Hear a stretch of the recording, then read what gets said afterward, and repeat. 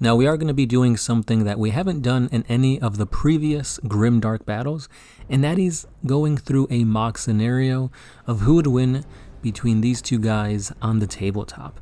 Now the reason why we're doing this is because oftentimes GW, they give the writers just too much liberty in creating awesome characters.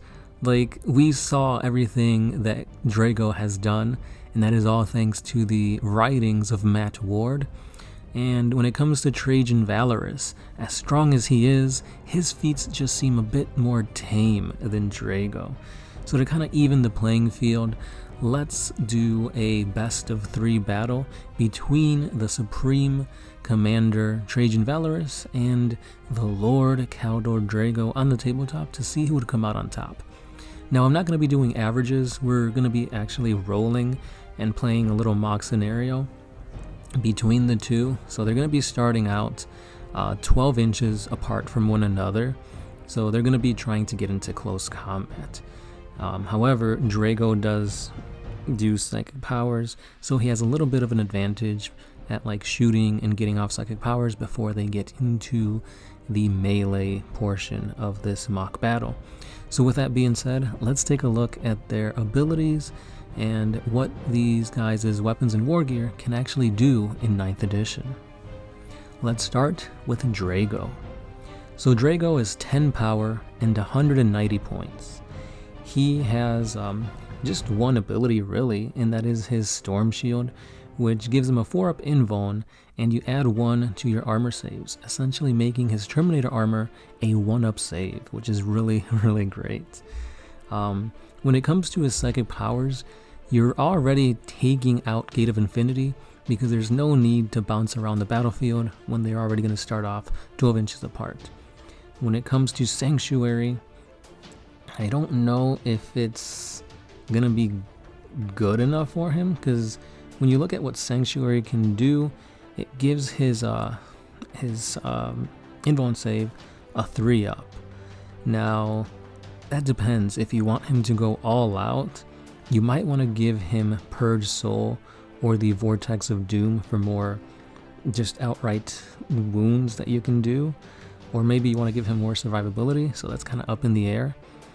Purge Soul, that's could be doing maybe 2 mortal wounds, because what you're doing is you're rolling off against your opponent and you're adding your leadership to it.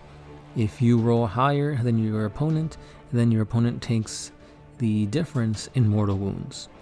Now, pretty much Drago has a leadership of 9, and I believe that Trajan does as well.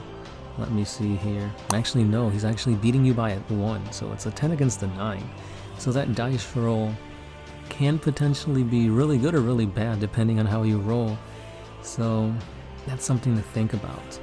The other psychic power that you could give him is Vortex of Doom, which maybe you can do an outright D3 mortal wounds, or if you roll really good, you can do D6.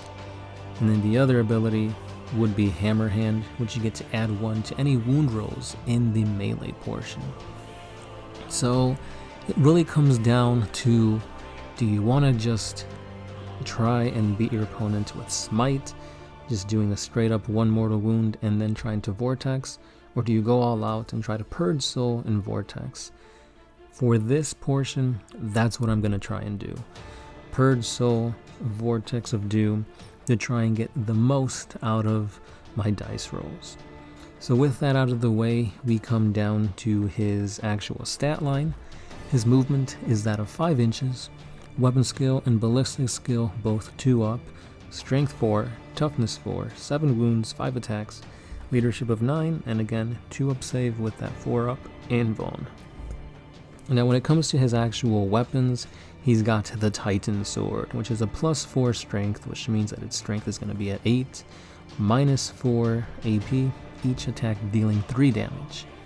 He does have some Psych Out grenades, crack grenades, and frag grenades, and he's got his trusty Stormbolter, 24-inch range, rapid fire 2, strength 4, no AP, 1 damage. So all in all, a pretty devastating array when it comes to the psychic powers. and it's all up to those dice rolls. So before we actually get to that portion, let's go and take a look at the Captain General Trajan Valaris. So this guy is exactly the same when it comes to power level and points at 10 power level and 190 points. So pound for pound, these two guys are right there. He has a ton of abilities, beginning with the Aegis of the Emperor. This gives him a 5-up invuln save, and each time he takes a mortal wound in the psychic phase on a 6-up, that mortal wound is ignored. This is going to be huge against Drago, because all he's going to want to do is take him as much down with those mortal wounds in the psychic phase. So if he rolls hot, then maybe he'll ignore those.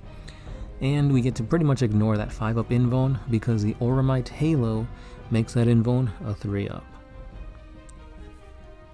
Now he also has the legendary Commander ability, which allows rerolls to hit and to wound of 1 for friendly custodies within 6. But of course it's a 1v1, so this won't really come into play. And then we have the one ability, the one piece of war gear that can change the tide of battle, the Moment Shackle. Now this is a once per battle ability, and you can either regain D3 wounds lost during this phase, or at the beginning of the fight phase you get to pile in, at the end of the fight phase you pile in and attack again, or you use a stratagem for 0 command points. Now there's going to be no stratagems used here, so we don't worry about that. Healing wounds are good, but I think it's best to just go all out. So whenever we get the chance, we will be using the Moment Shackle to attack again. So let's look at his stat line now. Movement is 6 inches, so he's got 1 inch more than Drago. Weapon skill and ballistic skill is a 2-up. Strength and toughness is 5, so this is where he's already stronger than Drago. 7 wounds, 5 attacks, leadership 10, 2-up save, and a 3-up invuln. So overall, just a little bit stronger, a little bit tougher than Drago. For his weapons, his main means of attack is the Watcher's Axe. He can use this as a shooting weapon for 24-inch range, rapid fire 1, strength 5, -1 AP, do damage, or he can use it in melee as a strength ×2, or a strength 10, -3 AP, D3 damage weapon. When it comes to additional attacks, he does have that Messecordia, which is 1 more attack at his regular strength, -2 AP, 1 damage. So all in all, it all comes down to, can Drago do more damage in the psychic phase? And if not, maybe Valaris can take him in the first round of combat. Because with 5 attacks, if he gets the charge off first, he could be doing a ton of damage with that axe. At strength 10, yeah, so it just depends on the way the dice roll. So place your bets, and let's see who comes out on top. Alright, now before we start this matchup, I do want to say that I'm switching something up a little bit. So I decided to write up 2 versions of Drago for his psychic powers. So at first I said I was going to use the Purge Soul and Vortex of Doom Drago to do as many mortal wounds as possible before they get into close combat. However, Hammerhand and Sanctuary are 2 abilities that cannot be ignored. So I'm going to start off with those 2 first, and then depending on how the matches go, I might switch it up to Purge Soul, and then we'll see how the 3rd match goes. So for this first match, this is Drago with Hammerhand and Sanctuary. Match number 1. Drago won the roll-off, and he moved 5 inches closer towards his opponent. Drago attempted to cast Hammerhand, and it went off. He attempted to do Sanctuary, and that too went off. So right now, he's looking pretty powerful. He then shot his Stormbolter, only did 1 wound, but Valaris passed that pretty easily. Drago then attempted to charge, and since we're not doing any command points or anything like that, Trajan couldn't shoot beforehand, and Drago got into close combat. 4 attacks then hit with the Titan Sword, and they all wound. Trajan's 3-up armor save saved 2 of them, or 3-up invuln save for that matter, saved 2 of them, and he dropped down to only 1 wound remaining, because that Titan Sword does a solid 3 damage each. So with only 1 wound remaining, There was a lot resting on this next turn, or his next phase, because if Trajan can't beat him here, chances are he'll probably fall to the next attack from Drago. However, 5 attacks with the Watcher's Axe hit, and they all wounded as well. Drago's Sanctuary came in clutch here because only 1 wound went through, which the damage roll came out to be a 3, dropping Drago from 7 wounds to only 4. The thing about the Watcher's Axe here to take note of is that it's a D3 damage weapon, so you could roll hot and get a bunch of 3 damages, or you could essentially get 1 damage per wound, so it's something to kind of keep in mind. Now then, Valaris activated his Moment Shackle, which allows him to do a multitude of things, either regain some wounds, attack again, or do some command point shenanigans. But this time, I thought it was best to attack again, because if he can kill Drago here, what's the point of gaining more wounds? So, he went to roll, and unfortunately, he got some bad rolls. And then Drago passed the ones that did go through. I did forget to do the Messecordia extra attacks, so I rolled them here at the end, and of course, didn't do anything. So now we go to round 2 of the match. Drago comes in again with the Titan Sword, 5 hits, 4 wounds, and Valaris fails 1 of them, dealing 3 damage to him, and the first match goes to Drago. Now the thing that I noticed in this match was that the invuln save saved Drago, because going from a 4-up to a 3-up is a big deal, and for Drago to deal damage, that +1 wound with Hammerhand also came in clutch. So for match 2, this is where I decided to switch it up and go with the Purge Soul and Vortex of Doom version, so let's see how that went. Valaris lost the roll-off, and once again Drago goes first. Drago moves up, and then he attempts to cast Purge Soul and Vortex of Doom. Purge Soul goes off, but Valaris rolls higher due to his adding of his leadership, and because of this, no damage is dealt. Vortex of Doom also gets activated, and 2 mortal wounds are dealt. But the thing to remember about Valaris and all Custodes is that they have the Aegis of the Emperor, which essentially is a 6-up feel no pain for mortal wounds. So he's rolling 2 die, and crazy enough, the Emperor is on his side. He saved both of those with double 6s. So this is huge, because Drago has no means to bolster his defense or his offense with the Hammerhand Sanctuary combo. So now, let's see how he can do against this Custode, who currently the dice are hot for him. So again, like I said, Drago won the roll-off, so he went first, he charges, and he gets in, no problem. But before that, he did fire off his Stormbolter, and it's a Stormbolter, it didn't do any damage. So Drago gets in, 5 attacks land with the Titan Sword. However, only 2 wounds go through to Valaris. This is again the showing of how important Hammerhand is. So Valaris saves both of these 2, didn't take any damage at all. So with a very healthy Valaris, it's his turn to attack. All his attacks go through, they all wound, and even the Messecordia, which I did at the end here, went through, and Drago could not save enough wounds going to him, and the damage just overwhelmed him. It ended up becoming like 9 damage, something like that, with all the rolls, all the D3s and whatnot.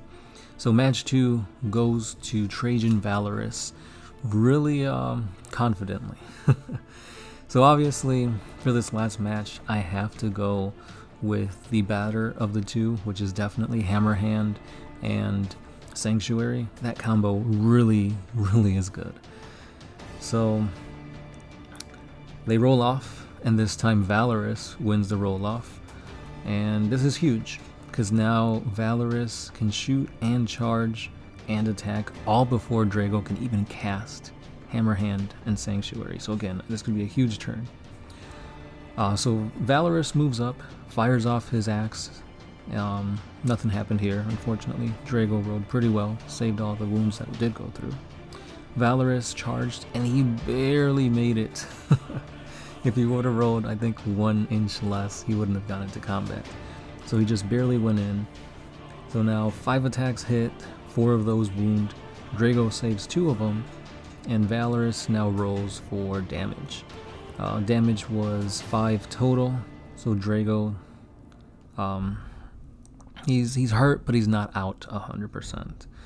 Now I roll the Messecordia attack. It hits and it wounds, and now Drago is not looking so good. So with only 1 wound left,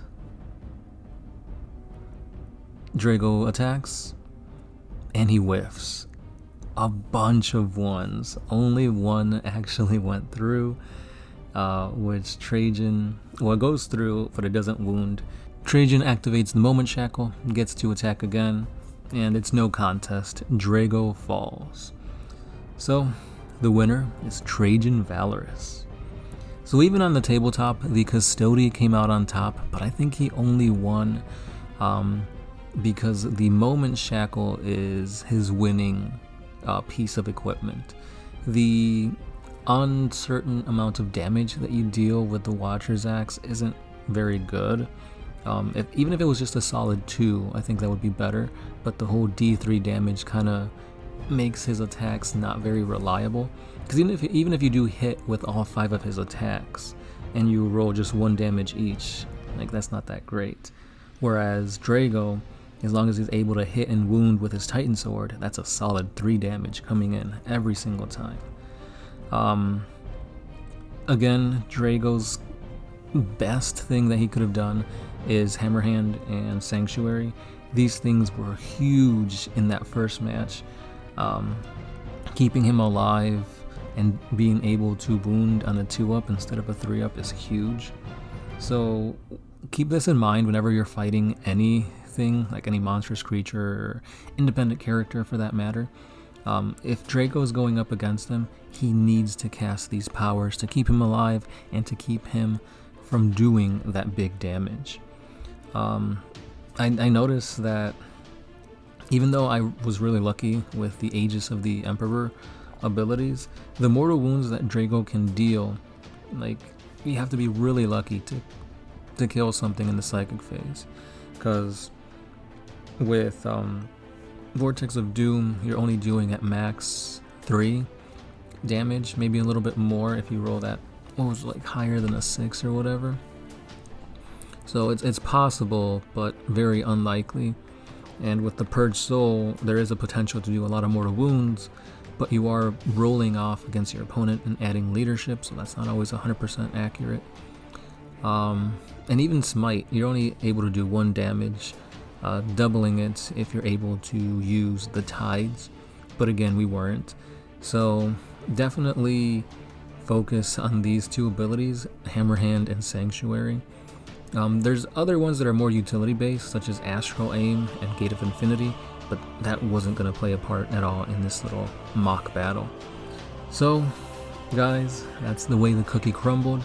The Custody comes out on top, both in the lore and in this mock battle. The thing to remember is 40K, even though it's a strategy game, it's also a game of dice, and that means it's a game of luck. The dice rolls could have swung any which way, and it just so happened that the Custody, Trajan Valaris, came out on top. Let me know what you guys think. Also, let me know if you want me to keep doing this kind of like part 2 to the Grim Dark battles, where instead of focusing on the lore, we focus on the tabletop. Just a thought to throw out there. And with that being said, guys, I'll be seeing you guys in the next video.